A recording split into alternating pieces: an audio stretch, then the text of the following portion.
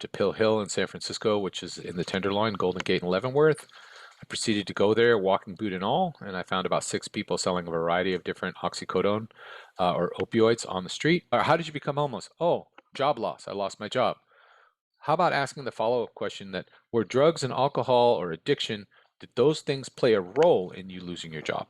But look, I lived on the street.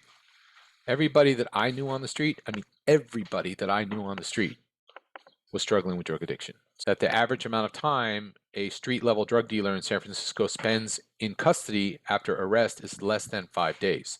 There is absolutely nothing dignified about struggling with drug addiction. Thomas Wolf, thank you so much for speaking with me today. Thank you. It's my pleasure to be here. Could you first briefly introduce yourself, including your name and what you do? Sure. So my name is Thomas Wolf. I am in recovery and I'm formerly homeless.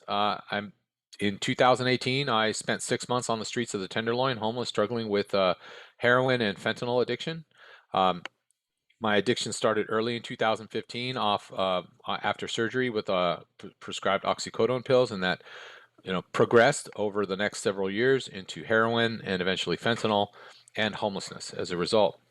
I came off the street in 2018 because I was arrested for committing a variety of different crimes to support my addiction. Spent 3 months in jail and then went to a 6-month inpatient drug rehabilitation program in San Francisco, where I found recovery. At that point, since then, I've become an advocate for recovery and an activist for recovery to promote recovery, the pursuit of recovery as part of the overall continuum of care, of services that we're offering people that are struggling with addiction in this country. As you know, we have anywhere between 20 and 40 million people in the United States struggling with addiction at this time, and another 23 million people in recovery from addiction. And last year we had 103,000 overdose deaths in the United States. So this is an issue that must be addressed. It is commingled with the issue of homelessness, and it's something that we all need to come together on because it is a true humanitarian crisis that has grown. And my role in this is to just promote my lived experience, to promote recovery overall in San Francisco, throughout California and beyond, and to look for reasonable solutions in which we can find consensus to work together around housing, around drug treatment, and untreated mental illness. So I would like to ask you a little bit about the early stages of your addiction. So maybe you were still at home, right? You still have a family. You said you were middle class and you had a job. So how did you go from that to drug addiction and later to homelessness? Well, it's true. I'm just kind of like your regular guy, regular middle class guy. I'm married with 2 kids, lived in Daly City, which is kind of a middle-class, blue-collar neighborhood in San Mateo County. I was working for the city and county of San Francisco in an $80,000 a year job, and I had surgery on my foot in early 2015. I had an old injury that they needed to repair. I went in for the surgery. When I came out, they sent me home with a 30-day supply of 10 milligram oxycodone, which I did not use as directed, and I started abusing it.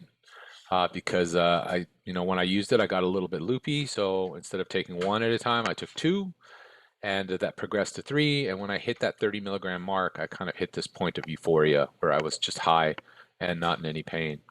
And so I continued to use at that higher level, and that prescription started running out after about 10 days instead of lasting me a month. So I started seeking those drugs out on the street. I found a YouTube video that referred to Pill Hill in San Francisco, which is in the Tenderloin, Golden Gate, and Leavenworth. I proceeded to go there, walking boot and all, and I found about 6 people selling a variety of different oxycodone or opioids on the street.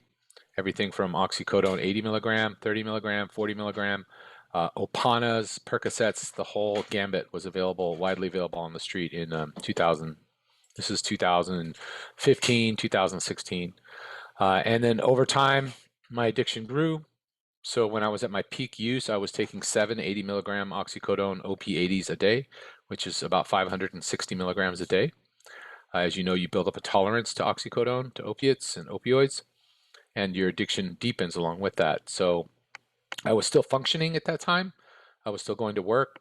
I had this bad addiction that I was dealing with, so I was still what the term they use is a functioning addict. That was me. but everything went sideways in early 2017 when the financial constraints of purchasing these pills at $30 a pill on the street took its toll on me and my family. My wife figured out what was happening. I was cut off from the money. So I made the fateful decision to walk 1 block down to Golden Gate and Hyde in the city, and I purchased heroin, and I started to use it intravenously at that point. Over the next year, I got sepsis from using intravenously. I would miss my vein and I would end up muscling the drug, and got abscesses, which led to sepsis. I nearly died. I spent 6 days in the hospital. I woke up, I remember waking up after emergency surgery because my hand had swelled up like a balloon from all the fluid in my arm from an abscess. Waking up in intensive care, intubated with a tube down my throat. And you would have thought that would have been enough or the wake up call that I needed, but it was not. I proceeded to continue to smoke heroin, and my addiction continued to spiral until at one point my wife gave me an ultimatum to either go to treatment or leave the home. I opted to leave the home at that point because my addiction was too powerful. I had no control. My life was unmanageable at that point. I quit my job and I proceeded to spend the next 6 months living on the streets of San Francisco in early 2018. I literally slept in a doorway on Golden Gate Avenue between Hyde and Larkin Streets on a piece of cardboard for 6 months, using heroin and then eventually fentanyl on the regular. And that was my life. That was my life. During that period of time, what were you thinking? Like, did you ever think, well, I will lose my family, I'll lose my children, and I'll lose my job. So did you ever think maybe it's time to go back? Sure, when you're out there on the street or when you're addicted to drugs, though, the problem is that addiction attacks your survival instincts in your brain, and it kind of implants itself in there, right alongside food and survive and fighting and all the other basic survival instincts that you have. And I just wasn't strong enough. I'll be honest. I didn't have the willpower to stop. The dope sickness that I would get, the withdrawals that I would get, were so intense that I couldn't stop even if I wanted to. So all that stuff about wanting to go back to my family and all those things, that was that guilt that comes along with that. You just self-medicate that away. So the more I felt that, the more I would use drugs, the worse it would get, and I was stuck in this vicious cycle that eventually led me to the street. So you said you were in the emergency room, right? So during that time, did you ever receive any offer for treatment? It's kind of funny. So I don't look. I'm not a doctor, but I do know that if you don't disclose your issues to your doctor, there's not a whole lot that they can do about it. So when I went into the emergency room, I had 104 fever. My right hand was swelled up like a balloon, like I had explained. They were going to take me into emergency surgery, and the ER doctor, the first question she asked me is that, do you use intravenous drugs? And of course I lied, and I said, no, I don't use drugs. That happened because I got bit by a spider. Or I remember some ridiculous story like that, right? Where clearly she knew, right, that I was using intravenous drugs, but I chose not to disclose that. So after surgery in the hospital, they were still giving me Dilaudid. I was taking hydromorphone for the pain. So in regards to my addiction was great because I was getting pharmacy grade hydromorphone in the hospital after surgery. So I was cool. I was high. Um, and then when I left the hospital, they sent me home with like a 10-day supply of Dilaudid. Took that right away and then went right back to the heroin after that, despite the fact that I was still very, very sick from the sepsis. But my addiction was that strong. And there's no follow-up by the hospital to maybe like keep up with you and see whether you got treatment after. Well, they did follow up with me in regards to treating my sepsis to heal from the sepsis. But there was never any discussion about treatment because one, I never asked for it. Two, I never disclosed to them that I had a drug problem, even though I'm sure they knew, Yeah. right? How could they not, right? Uh, but there's that whole thing where if I'm not going to disclose or ask for help, what can they really do? I think they're limited in what they can and can't do on that. So I just proceeded to continue to fall deeper and deeper into my addiction. If I were using drugs and somebody said, are you using the drugs? I probably would lie too. But that made me think, for all those surveys out there asking unsheltered homeless individuals, are you using drugs? Mhm. And then I feel like the self-reported numbers probably are not most trustworthy. They're absolutely not trustworthy. So one of the number one things in addiction is denial. So look, if you'd come up to me when I was on the street and said, "Hey Tom, are you okay? Do you have a drug problem?" I would have looked at you and said, "What drug problem? I'm just out here chilling. I'm fine." Okay, that's the absolute truth. So when we reference things like the point in time report for this data, we have to understand that all of those questions that are being asked on the honor system to people that are out on the street, that are marginalized, that are usually in addiction or struggling with untreated mental illness. And again, denial is one of the number one things in addiction that you face as the person who's using, and the people around you too, they're also in denial about it because nobody wants to face that big elephant in the room.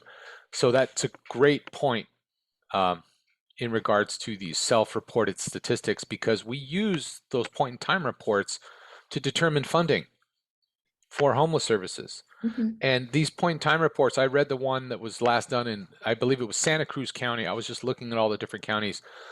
They reported 13% of the homeless population that they talked to had reported drug use and alcoholism as the reason for their job loss, and followed their homelessness. Mm. And you and I both know that that is absolutely not true, Right.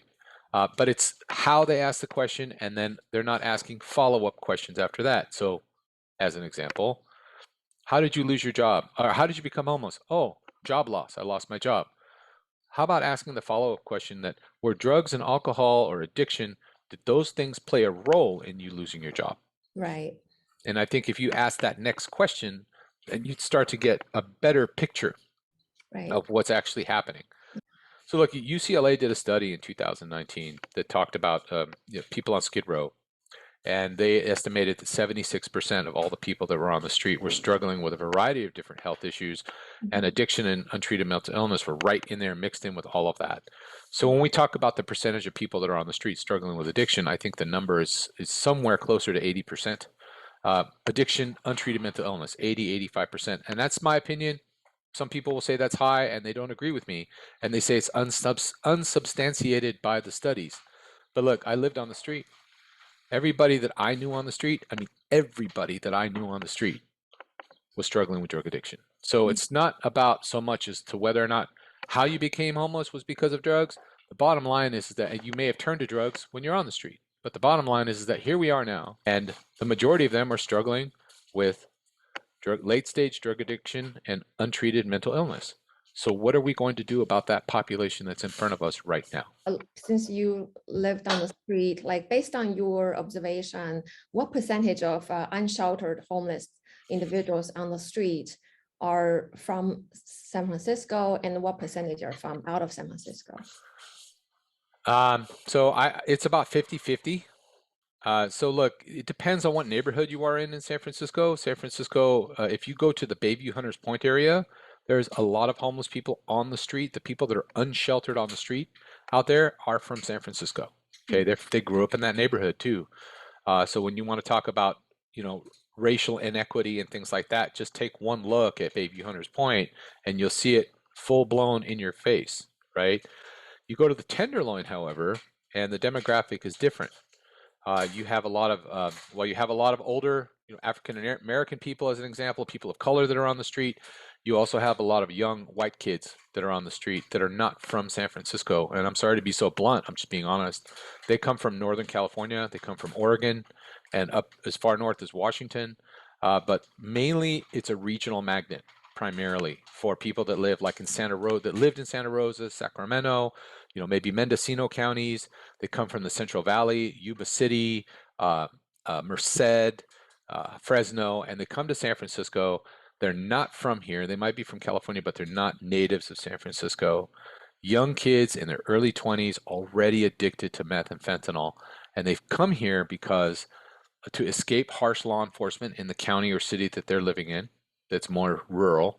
And they also come here for 24/7 ease of access to the drugs that are available on the street in San Francisco. I mean, you have to understand, San Francisco is ground zero in the United States for the drug crisis, period, in that we have 300 to 500 organized drug dealers working the streets of San Francisco in a 24-hour period every single day Mm. that goes unabated. And it's brazen, out in the open, broad daylight, on the street corner, uh, people walking by, cops driving by, politicians walking by, they see it. It's happening in the shadow of the federal building in San Francisco, all this stuff, right? And it just kind of has just been left to fester, right? And now with the introduction of illicit fentanyl to the street in 2018, you now have a, a big driving overdose crisis that's following that, where last year we had 650 overdose deaths in San Francisco, and the year before we had 712 overdose deaths in San Francisco. So you mentioned the politicians and the police, they drive by and then they don't intervene. So why is that? Well, so let's put it this way: the police do what they can. Okay, I'm not lost on the irony of the State of the Union speech that happened last night, where President Biden talked about funding the police. He also talked about, meeting in the middle with justice reform and good policing, right? So San Francisco is facing a shortage of police. Regardless of how you feel about the police, they're down 400 cops. Okay, so when your city's down 400 police, they have to play whack-a-mole with their own resources and how they can provide security and public safety for any given neighborhood at any given time. And so last year, statistically, SFPD just in the Tenderloin neighborhood arrested 368 drug dealers. They seized 26.6 kilos of fentanyl off the street last year alone in one neighborhood. So they are doing their job and that they are arresting people. But you have to take it a step further and you have to start looking at prosecutorial outcomes of these cases that are being charged as felony, possession for sale, etc., especially for repeat offenders that are out there selling drugs that maybe have 4, 5, or 6 open cases already pending through the district attorney's office in San Francisco. And statistics have shown, and these are based on statistics, not opinion, that the average amount of time a street-level drug dealer in San Francisco spends in custody after arrest is less than 5 days. So you have to think about how that, regardless of how you feel about criminal justice reform, how that has an impact on the thousands of people that are purchasing drugs on the street in San Francisco, these illicit substances, and that are subsequently dying from said illicit substances. Proposition 47, which decriminalized a lot of heavy drugs. So to what extent do you think that has impacted the open air drug market? Well, it's had a huge impact, and it's because politicians and certain district attorneys and other people that have a desire to reform the criminal justice system and have a new approach to criminal justice system have conflated drug users and drug dealers as being one and the same. Okay, so statistically, people will argue that most people that sell drugs also use drugs. Well, actually, in San Francisco, we may be unique. I don't know, but in San Francisco, we have organized drug dealing. Okay, and this group that's selling drugs is affiliated with somebody higher up, usually cartel backed. Okay, these individuals have rules. If they want to sell within this group, they cannot use their own product. They are not allowed to use their own product. If they are caught using their own product, or if they become addicted to their own product, they are kicked out of their ring. They cannot sell drugs anymore, right? So I don't know, they've conflated the two here in California, and it's allowed them to say, well, we can't arrest our way out of this problem. Look, we've arrested people and there's still people out there selling drugs right now. And that's because they're treating drug dealers and drug users as one and the same. And they're not. They're not the same. The bottom line is that even if they were the same, you maybe have been exploited by those drugs or other issues, human trafficking, whatever it is that may be that may have happened to you that perpetuated you to start selling drugs on the street. But the bottom line is that now you are exploiting others by selling a deadly drug like illicit fentanyl on the street that has killed 1,350 people in San Francisco alone in the last 2 years. We must hold those individuals accountable, period. And that's where we're really missing the boat, and why San Francisco is struggling so badly with its homeless and drug crisis, because we've kind of surrendered to the fact that there's somewhere between 300 and 500 people on the street here that are participating in organized crime and organized drug dealing, and we refuse to hold them accountable. And that's a big, big root of the issue that's happening in San Francisco and other West Coast cities as well. So during your time on the streets that you were arrested multiple times, and the first few times you only stayed in jail for a few days, and then the last time you stayed for longer. So can you tell us a little bit about this cycle of arrest and release, and then why is the police even doing that? Isn't that a waste of their resources? Well, I don't know. I'm alive today because the police did that. So I'll just be honest, right? So look, I was arrested 6 times in a 3-month period in 2018 between April and June. Okay. 3 out of those 6 times I was arrested because I was holding drugs for the drug dealers. I was a mule for them. And that's what they do. There's a lot of people that are on the street struggling with addiction where the dealer will have you hold their stash for them in exchange for payment in drugs. So they would pay me like 1/8 of a gram of heroin or more for holding their drugs for them, so that if the police arrest that individual selling drugs, that the police don't get their whole stash. I've got their stash. And then I hold on to it and pass it off to a different dealer who's like his cousin, and then he gives it back to him, that whole thing, right? So I did that, and that's how I got arrested. And the irony is that the first time I got arrested, I was holding for 6 different drug dealers at the same time. I had 4.5 ounces of heroin on me when I got popped. Mm. They arrested me. They took me down to county jail. I'd never been arrested before in my life. I want to make that clear. So when I say I was just a regular guy, my only interaction with law enforcement was a speeding ticket until I was 48 years old. That's what happened to me in my addiction. That's how far down it went. So that I was holding drugs for dealers on the street. And when I got taken into custody that day, I thought I was going to prison because, I watched The Wire and, I'd seen all this stuff and I thought I was going up the river. Well, I spent 16 hours in jail. They released me on my own recognizance with no bail, with a stay away order to stay 150 yards away from that block that I was arrested on in San Francisco. And I went right back to that block, of course. Told all the dealers what happened, showed them my jail ID as proof that I got arrested. That's why I don't have your drugs. I didn't run off with them. I got arrested, and most of them saw me get arrested anyway. So they understand that that's part of the cost of doing business out there. So I was back in the game, and I went through this washing machine 5 more times after that. And 5 out of the 6 times that I was arrested, I would spend 2, 3, 4 days in jail, and I was released back into homelessness every single time. But the whole point of them arresting me wasn't to victimize me, it was to get the dope that I was holding for the dealers off the street. So that's drug interdiction, right? Um, During that time, the police or the sheriff did talk to me about going into drug treatment. I wasn't ready. And then they didn't hold me in jail long enough for me to kind of detox anyway. I was just in withdrawal, and then they let me go, and I went right back to the street and used drugs again. But the 6th time that I got arrested, I had caught too many cases too close together, so they wouldn't release me anymore. And I spent about 3 months in county jail. And during that time, I was offered medically assisted treatment to help me detox. They gave me buprenorphine, Suboxone, to kick the heroin withdrawals for 5 days. I tapered off of that, and I haven't used a drug or a drink since then. I've been completely abstinent from all drugs and alcohol. But those 3 months gave me like a moment of pause, a moment of clarity, if you will, where I was sitting in jail, and it sucked to be in jail. Jail sucks, no question about it. It's supposed to suck.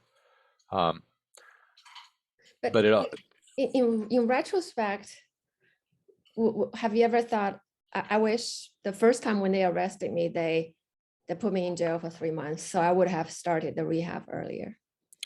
So sure, you can, 2020 hindsight, of course. But in recovery, we kind of look at it as like this: everything happened the way it was supposed to happen. Let's put it that way. Uh, I may not have gotten it through my thick skull the first time that I needed, that I was ready to kind of just give in and give recovery an honest chance. Yeah. Um, so that those 3 months that I was in and out of the system like that, my life really got hard out there on the street. Mhm. Dealers didn't want me to hold drugs for them anymore because they were afraid I'd get arrested again because I And was then kind of a mark now, and so things got really bad. So that level of suffering had to deepen for me before I realized that okay, I was tired, and you know it's hard because there is a subset of people on the street that require intervention. There just is, Mhm. okay. Um, And introducing them to recovery, I think, is critically important at an early stage, maybe even when they're in custody. and then using tools like medically assisted treatment to help people that are struggling with addiction get off of drugs.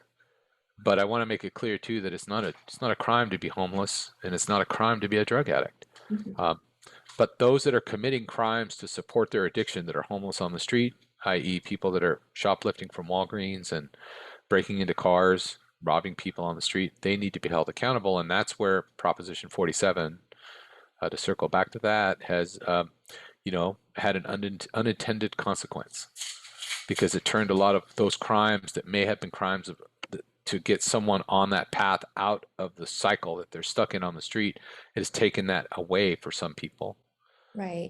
While it may have been effective in helping people that committed petty crimes not to go to prison for a long time, it's also taken away a tool. Drug court, collaborative courts is an example that law enforcement could use to guide somebody that's struggling with addiction committing these crimes into inpatient drug treatment. That has been removed from the cycle, and look at the results on the street. I talked with police chief from Oakland County, and he said, the misdemeanor citation, a lot of them were kind of stuck in the misdemeanor court because they're just like a backlog of them. And then people were back on the street. As you said, a washing machine. And then you probably, in your case, you received a stay away order, which, you basically just dismiss that, right? So why are we doing things that's not helpful?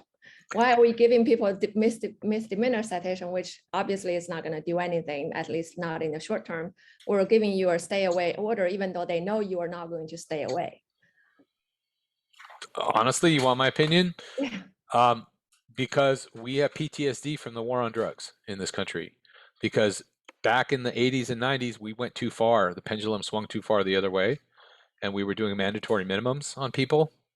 Uh, we just repealed a lot of those mandatory minimum kind of rules in courts in California. And so you had people that, were getting busted for holding an eighth of a gram of crack cocaine and getting sent to prison for 15 years. Mm. That's not okay Yeah. to do that, right?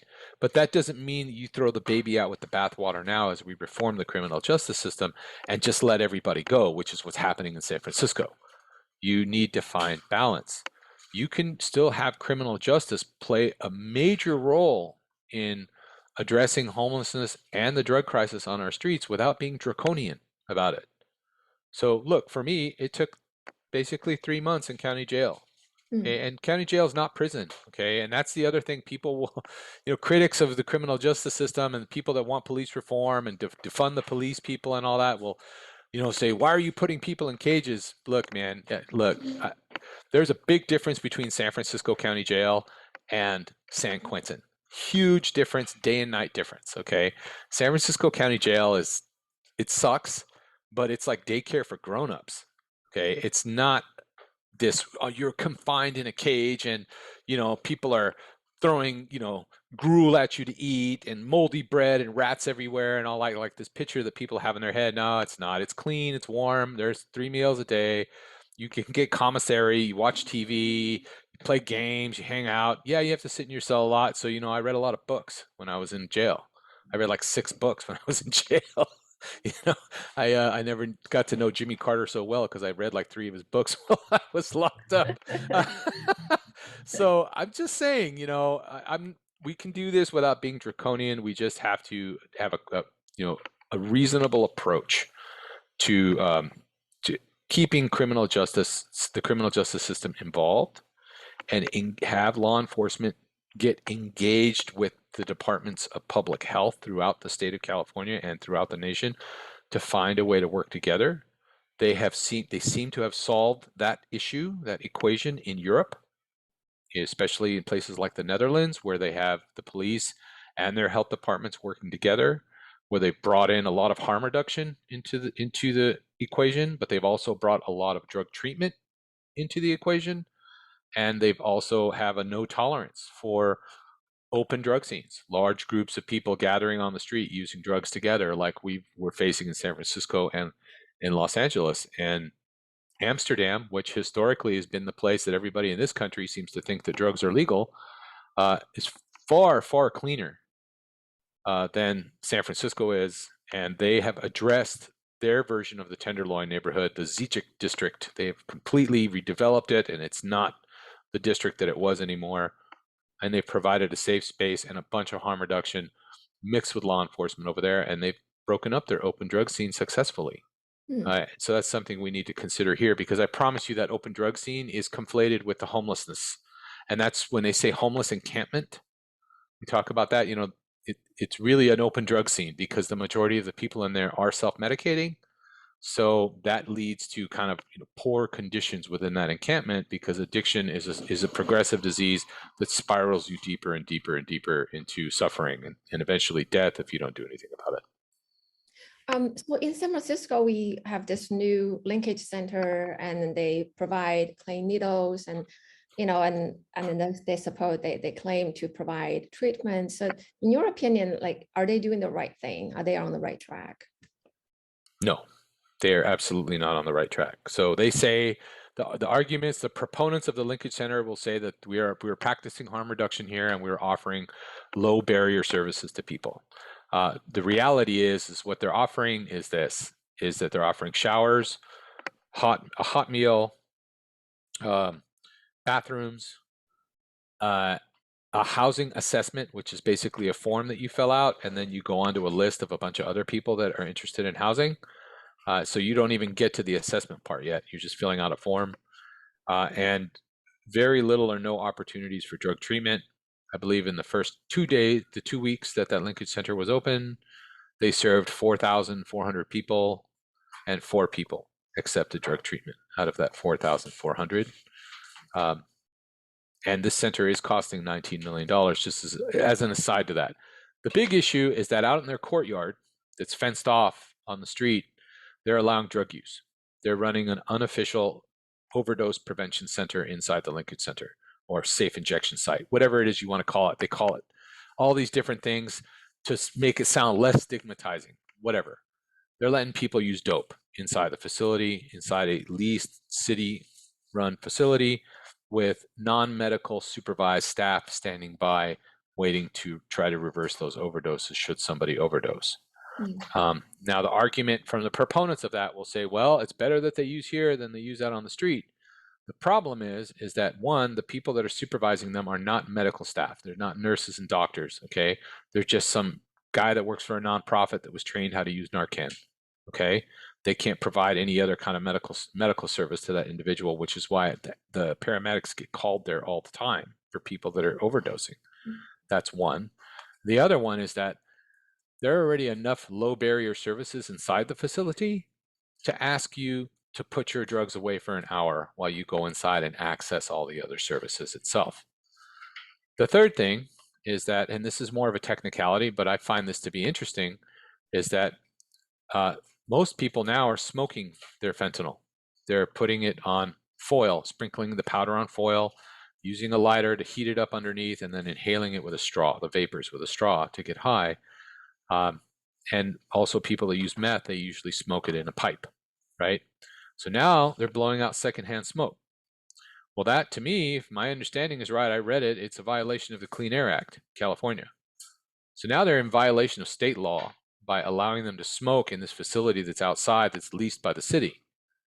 Yet nobody's saying anything about that. But if I went up to the steps of City Hall, right in front of the front door, and lit up a cigarette, I'd be in all kinds of trouble. So I'm just pointing out the ironies here. Right. And people can do with that what they wish. They just might want to shrug it off and say, oh, it's not a big deal. But the reality is that we are holding people to a different standard of law around this, and it's not fair. It's okay to ask more of human beings. It's okay to ask more of people struggling with addiction. Sometimes that accountability is a form of compassion. That's how I got clean and sober. That's how I got off the street. I'm not saying that's for everybody, but it would help a lot of people.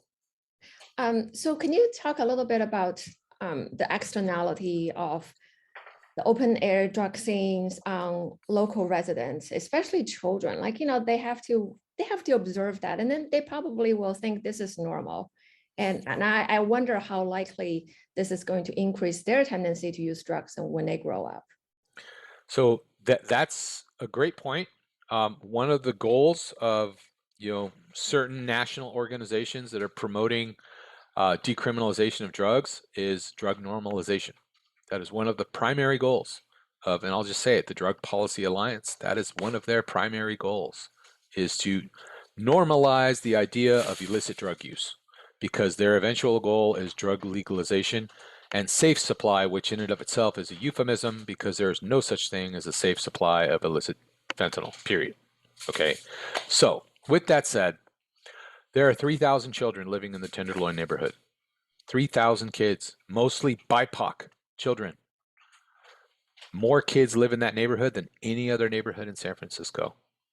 Okay, so they have to be escorted to school by parent volunteers every day and escorted home from school every single day because they have to walk through this gauntlet of open drug use, the open drug scene. They have to walk through it every day. The open air drug dealing, that whole thing. That's not fair. It has an adverse effect on those children. It presents trauma to those children at an early age. It places stress on the parents that are having to navigate this because they have to put their trust in another parent volunteer while they have to go off to work, while their kids are escorted through this neighborhood. It's one of the most inequitable neighborhoods I've ever seen in my entire life. Yet this neighborhood is a vibrant community. It has a ton of multicultural places to eat, venues, etc.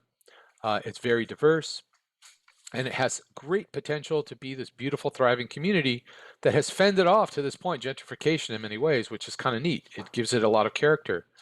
But at the same time, it's also home to 70% of the city's overdose deaths. It's also home to the majority of the chronically homeless in the city, and it's home to 26.6 kilos of illicit fentanyl every year on its streets. Okay, so we have to, really, and it's not off to the side in some deserted neighborhood in the South Side like it is in Chicago. It's in the heart of downtown San Francisco, one block off of Union Square. Okay, one block off of Civic Center. It's not pushed off to the side, forgotten about. It's right in the heart of our city, and we're truly doing our city a disservice by neglecting and not providing the amount of support that that community needs, and not providing the public safety that that community deserves. I've heard some saying, oh, like in the safe injection site, we're providing clean needles, we're letting addicts using drugs with dignity. I always find that statement kind of weird. What do you think? So there's nothing, okay, there's absolutely nothing dignified about struggling with drug addiction. There's absolutely nothing dignified about it. I'm sorry. It's a dirty, ugly disease, and it's a disease. Yeah. Okay. But I will say that my position on safe injection sites is kind of, it's amplified, I guess, or changed a little bit over time, where I've become a little more ambivalent about it, because people that use drugs, especially those that are really struggling badly in late stage addiction, users, they're going to use. Doesn't matter if they use in an alley or a doorway. So there is something to be said for them using in a safe space. But if you're going to do that, you need to pull this whole idea of safe injection sites all the way over to a full on medical continuum of care, where you are having this as part of a package of recovery, of treatment options, detox, talking to a doctor or a nurse about your health issues, treating your other health problems that you have, tracking data, gathering all that individual's information, making sure they have their full medical histories, getting them signed up for Medi-Cal as an example, if they can, things of that nature, so that we can actually build a continuum of care around that individual. Instead, what's happening is what's happening in New York, which is basically what they're doing now in San Francisco at the Linkage Center. They've opened a safe consumption site, flying in the face of federal law because the feds have yet to weigh in on the issue, which I believe they're going to allow it because the crack house statute of 1986 was not necessarily intended to apply to a safe consumption site. Okay, but what they've done is they've opened this facility with a bunch of volunteers, again, from a nonprofit, that are just trained in administering Narcan. I'm trained in administering Narcan, but I'm not a doctor. I can't talk to you about, your continuum of care and your medical history. That's not what I'm trained to do. Mhm. So, so a safe consumption site may save an individual's life at that very moment. Okay, when they overdose and you reverse the overdose, okay. But in the aggregate, it doesn't really do any make a huge difference. And the proof is in the pudding. If you look at statistically at what's happening in Vancouver, British Columbia, they've had the Insight Overdose Prevention Center open there for 20 years, right? Last month in Vancouver, they had 200 overdose deaths. 200. They are the epicenter of the opioid crisis in North America, by the way. Vancouver is, not San Francisco. We're about 5 or 6 years behind them. Uh, But so for all those efforts with the safe consumption side and safe supply and the drug user liberation front, all these really wacky far left groups that are pushing drug normalization on people in Canada, they still had 200 overdose deaths in Vancouver last month. Wow. So Yeah. how are we really helping people? We're not, because we're not promoting recovery and treatment.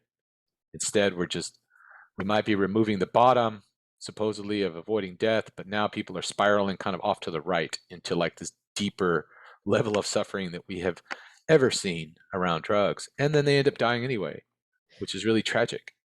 Yeah, so it seems like we're just sort of putting a band-aid on the problem, like extending a person's life by another day and by another day, and without any long-term strategy. So when you were on the street, I mean, I've heard there were like so-called outreach team in San Francisco, and people are supposed to, like social workers walking around, looking at homeless persons and offer them treatment and services. So when you were on the street, did you ever get contacted by those outreach teams? Well, there weren't any real outreach teams when I was on the street in 2018. Mm. Okay. I got outreach to by two groups when I was on the street. Three groups. One, the police. Two, like faith-based groups that would walk around handing out sandwiches, and they want to like pray over you, while they give you a sandwich. Um, and then the third group was a harm reduction group that was walking around one night with a cart full of harm reduction supplies, and they gave me a drug kit, which had a clean needle, a cooker, a tourniquet, cotton balls, uh, Brillo for the screen for my crack pipe, and a push rod for my crack pipe. And they were handing them out free, and condoms, and they were handing them out free to everybody. That's was the extent of my outreach in the time that I was on the street.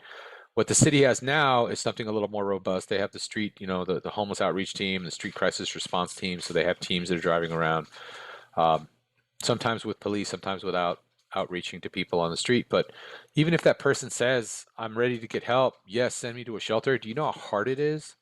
Do you know how many things need to happen after that for that person to access a shelter bed that day? I mean, Yeah. like 10 different things need to happen. So I was doing outreach. I was walking on the street with folks from the Department of Public Health about a month ago. We were walking around, and she came up to this woman, and they were like, "You need help?" And she kind of didn't answer. She was really out of it, high, traumatized, all this stuff. And to even get her a shelter bed or shelter a room at a hotel, at a shelter in place hotel, it required like 3 phone calls, wait for somebody to call you back, then call them again, try to find out if this person has an ID. Do they have an ID? They don't have an ID. Then it's well, what about treatment? Well, there's no treatment today. It's past 1 o'clock. You can't access the detox today. Oh, we don't have any beds anyway. Oh, we're gonna put her on a list and we'll come back tomorrow. And tomorrow, the person is probably gone. It's probably not That even there. that's right. So what we need nationwide in every major city is a treatment on demand system where you can come up to somebody and say, do you need help? And you can find out who they are, access their identification records, like through the DMV as an example, find a way to access some of their medical records through most of the people on the street here have some kind of medical history at San Francisco General Hospital, um, and then actually have the space, Mhm. a place to put them. So you got rehab at Salvation Army, right? So how many facilities like that exist in San Francisco?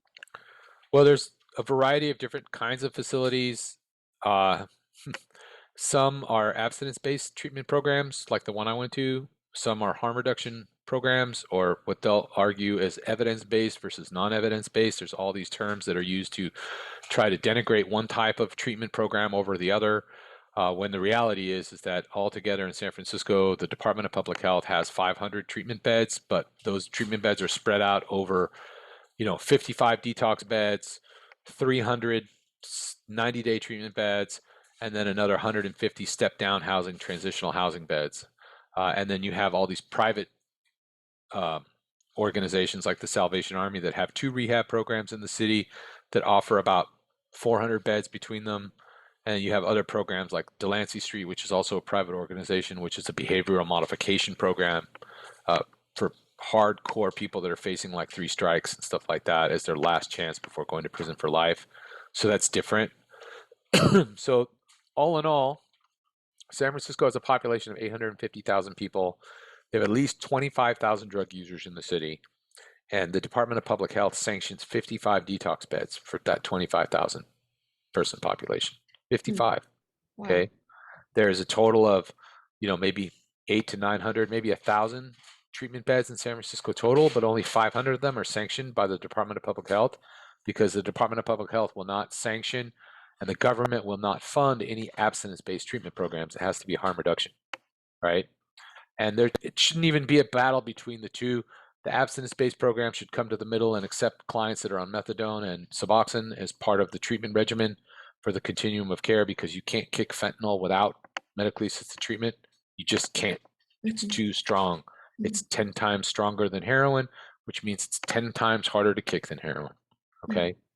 But at the same time, um, instead of denigrating all these different treatment models, we should all ask everybody to come together, ask the harm reduction facilities to have some accountability as part of their treatment. Anybody that's in recovery, and you can ask anybody that's in recovery, out of the 23 million in recovery in the United States, they will all tell you that accountability is a cornerstone of their recovery. At Mm. some point in your recovery, you have to stop and own up to the things that you did in your recovery, in your addiction. It may not have been your fault completely because you were sick with this illness, but it doesn't excuse the fact that you robbed, that you stole money from your wife, that you drove around with your kids in your car under the influence. It doesn't excuse any of that. You have to own it, just like Mhm. I had to own it. And we've taken that accountability away in the bigger picture from people that are struggling with addiction on the street, and that is in part, lending to the huge spike in overdose deaths in this country. Is that our approach has changed and we haven't replaced it with anything substantive to help these people struggling with addiction, and so they die. So I want to ask you a little bit about mental health, mental illnesses on the street. So, like, just based on your observation, um, how often do we see someone with psychosis episodes on the street, or someone attacking another person because they have a mental illness? A lot.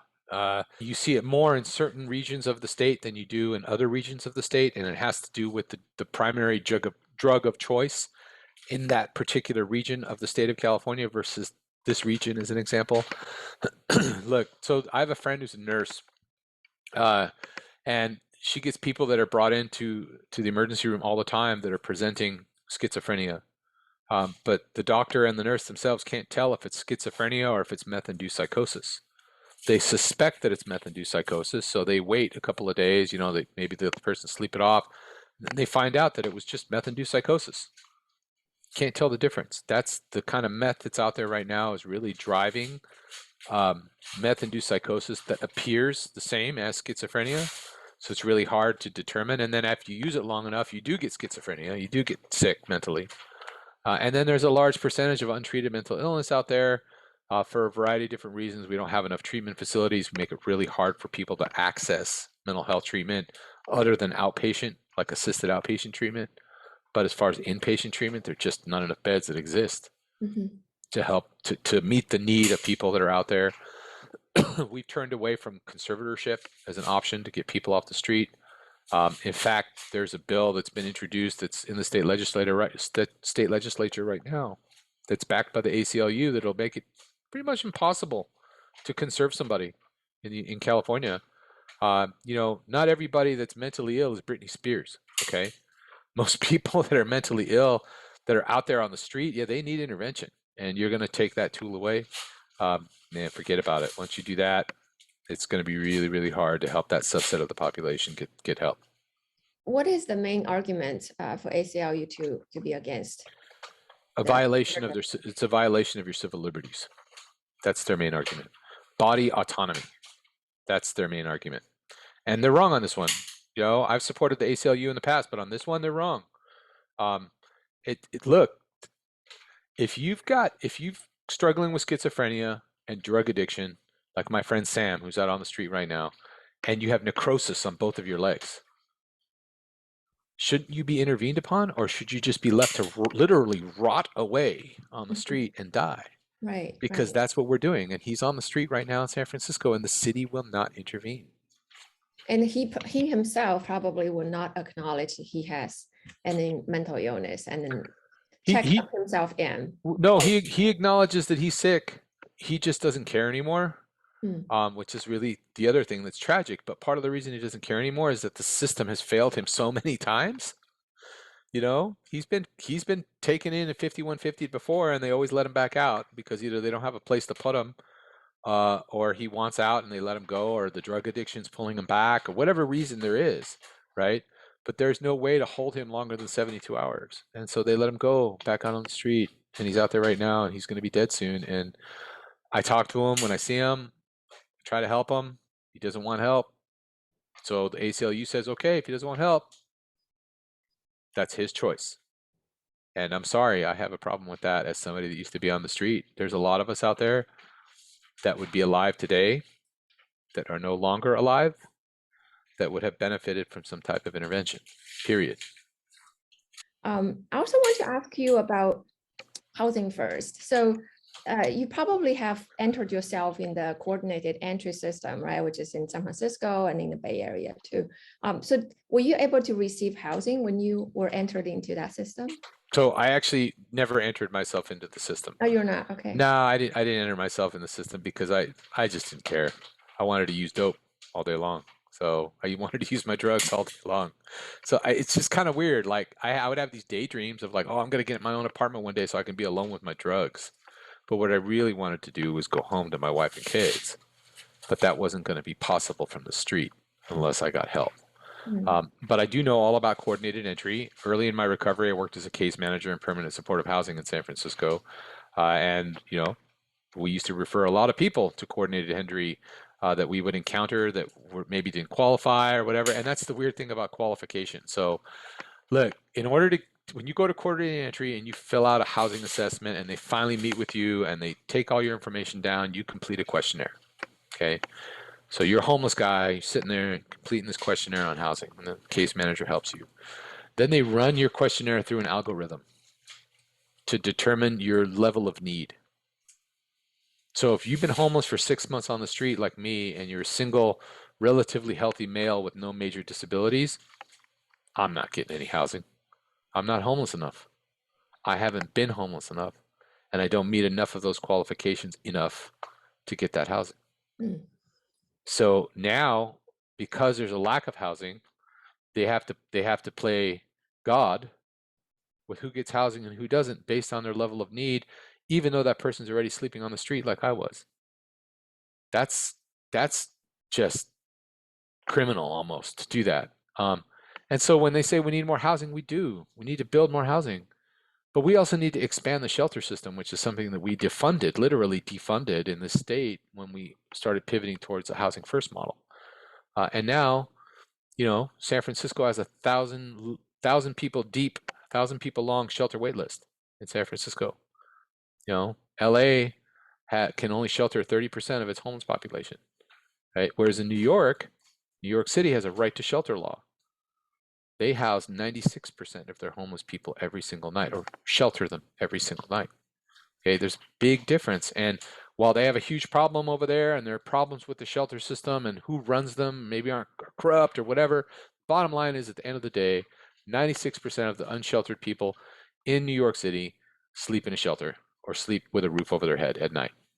In San Francisco, 70% of our unsheltered population remain unsheltered every night. Mm. That is wrong. And that happened, I'm sorry to say, it happened because all the funding went to housing first and was pulled away from shelter systems, from churches and faith-based organizations that were providing shelters for people, they lost all that government funding that they used to get 10, 15, 20 years ago. They lost all of it. Government stopped giving them money and gave it all to organizations that promote building and acquiring permanent supportive housing, which is great. But guess what? How long does it take to build a new apartment unit? 1, 2, 5 years? How many new apartments have they built in LA with Prop HHH? 1,000 Past in five 1,000. years. Do you know how much it would cost to build 160,000 new units of housing in California to house all the homeless in California? $88,600,000,000. That's using a conservative estimate of $500,000 per unit. That's a conservative estimate. Mm. Wow. So we know, and even this Project Roomkey stuff sounds good, right? Newsom, $12 billion. Get all these units of housing. I'm sorry, I don't mean to laugh, but do you know how long it takes to flip a hotel to make it to meet code so that it can become permanent supportive housing? It takes 2 to 3 years to flip that hotel. Yeah. It's not like they can just hand over the keys and go, okay, people can move in now. No, they have to bring it up to code. There's all these specifications, zoning specifications that have to be met, et cetera, that people don't understand, the public doesn't understand. And while all of that's happening, all these people are on the street waiting, Mhm. on the street, using drugs, right? Because of all the trauma, the daily trauma that they're facing on the street. Half of those people aren't going to be alive to realize that housing when it comes online. And that's where the real tragedy is occurring here in California. A lot of the arguments against building more shelters in San Francisco, that they say, well, even if we build more shelters, people on the street, they don't like shelters. Shelters are, have too many rules, and people would rather stay in their tents. Mhm. So, like when you were sleeping on the street, if somebody offered you a shelter, would you have gone? I did. I did go to a shelter when I was on the street. Yeah. I stayed there for three nights, and then I left. And I left because it was too far away from where I get my drugs. Mm. So for me, it's a drug thing. I liked the shelter because I was inside, got a hot meal, I could take a shower. Nobody messed with me. Nobody stole my stuff. There are no bed bugs. Um, and I know that shelters aren't great. I know they have rules like no weapons. Most of the time, no pets. Sometimes they allow them now, and no drugs inside. But I promise you, it's better than what's out there on the street waiting for you. I don't care what people say they're on the street. They've gotten used to it. I got used to living on the street. You rationalize it really quickly, and you start meeting people out there, and you think you have friends. Those same friends will steal from you too because they're drug addicts like I was, right? Mm. Just being honest. So there's a community out there, but it's not a healthy community, right? So if we build those shelters and we said we now have 17,000 shelter beds in San Francisco to accommodate the 17,000 people that are unhoused in the city, or whatever the number is, um, then you can start enforcing a camping ban, realistically enforcing a camping ban by saying, you have to go to this place tonight. If you don't like it, then we'll take that next step. And if that next step means police involvement, that's what it means. But you have to go inside for the night. If we did that, then a lot of this problem would go away. But really, the root of this problem in San Francisco, people say, oh, it's poverty and systemic racism. Yeah, okay. I'm not going to argue with you. Lack of housing. I'm not going to argue with you. But the drugs, the drug dealing, and the decriminalization and the laissez-faire attitude that we have towards open-air drug use is more than just contributing to the problem. It's one of the main roots of the issue here in San Francisco that we're failing to address. I guess my last question is on the wraparound services for permanent supportive housing. So you are a case manager for permanent supportive housing. Can you share some insights on that? Well, so the facility that I worked in was one of the better, if not the nicest SRO, single resident occupancy housing units in San Francisco. It happened to be coincidentally run by the Salvation Army. That doesn't necessarily mean that that was the reason why, but didn't hurt. Look, part of it was that it was a new facility. It was kept up, maintained really well. The elevators always worked, right? There was a lot of community stuff happening there. We had lunches all the time. Senior housing. We had a gym where people could work out. So those little things make a huge difference in helping to normalize someone's situation after they've been living on the street. And then also, but the biggest challenge that I had being a case manager was connecting people to services. Because first of all, my caseload was 40 people, okay? which meant that I could talk to a couple of people. So some people I would only talk to once a month. Some people I would talk to once a week. It depends on the situation, right? So those people that I would check in with once a month, it was harder to keep tabs on them as to what was going on and whether they were meeting all their appointments and whatnot. And if they weren't, then trying to get a hold of them is hard. A lot of these guys had trouble paying their rent because they struggle with mental illness, they struggle with addiction, um, and so we'd run into problems of eviction because they couldn't pay their rent. This was pre-COVID, right? Um, and those things are coming back because the bottom line is that one of the main reasons Housing First came to be is because of the Fair Housing Act, right? They wanted everybody to sign a lease, right, so that people are housed and they're not under all these preconditions of sobriety, etc. Once you sign that lease under the Fair, you're protected under the Fair Housing Act. So we would get these folks that have been homeless for 10 years, okay, that would sign a lease, and I don't think they knew what they were signing, to be honest, man. We would try to explain it to them, but when you've been living in a garage or on the street in a tent for 10 years, and all of a sudden you're signing a lease, that's a big moment. I'd have people that would come in off the street and they would sleep on their floor of their apartment for the first 2-3 weeks that they were in the apartment because sleeping in a bed that felt like they were sinking in a marshmallow, right? It had been so long. And you need intensive services to help someone like that, not a guy that's getting paid 25 bucks an hour, that is not a psychiatrist, it's not a psychoanalyst, it's not a psychotherapist, it's not even a social worker, right?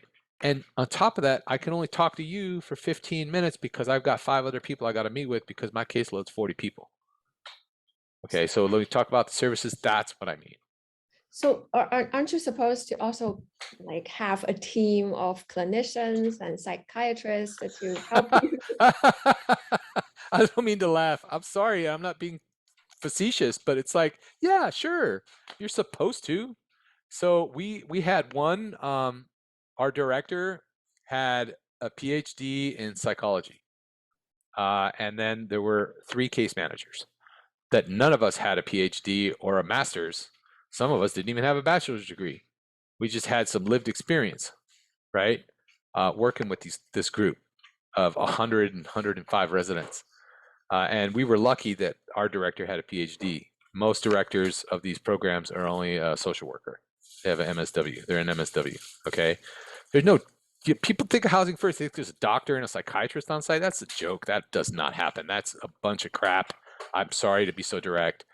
Maybe that happened 20 years ago in New York with the guy that founded Housing First because he himself was a therapist and everybody in his unit was struggling with mental illness. So he had a bunch of clinicians on board there.